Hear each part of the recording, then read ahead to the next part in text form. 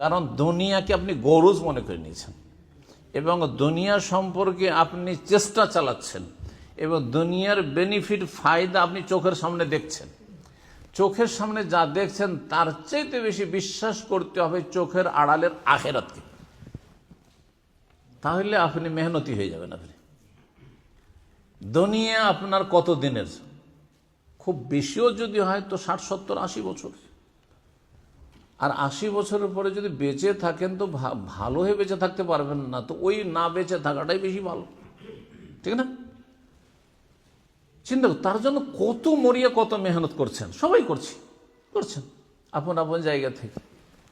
এর চাইতে বেশি আপনাকে বিশ্বাস করতে হবে, অনেক অনেক গুণে আপনাকে ঈমান ইয়াকিন বাড়াইতে হবে, দৃঢ় বিশ্বাস বাড়াইতে হবে জান্নাতের উপর, জাহান্নামের উপর, তার পরকালের জীবন, স্থায়ী জগৎ, সেখানেই চিরকাল, সেখানকার শান্তি হচ্ছে আসল শান্তি। হ্যাঁ, সেখানকার শান্তি হারিয়ে যায় তো দুনিয়ার রাজত্ব কোনো কাজে আসবে না, ধন সম্পদ কোনো কাজে আসবে না। যেমন এখন বিশ্বাস করছেন যে এখনো আপনার ভালো করে জানছেন যে সূর্য ডুবেনি।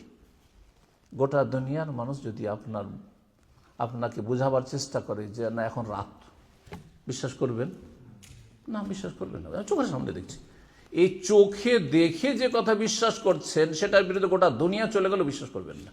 তার চাইতে বেশি বিশ্বাস করবেন আল্লাহ রাব্বুল আলামিনের প্রতি, হ্যাঁ, আল্লাহর কিতাব আদেশ নিষেধের প্রতি, বিধানের প্রতি, এবং আখেরাতের প্রতি, এবং আখেরাতের যতগুলো স্তর রয়েছে পরকালীন জীবনের প্রতি। তাহলে আপনার ঈমান আমল সুন্দর হয়ে যাবে, ঈমান আমল সুন্দর হয়ে যাবে।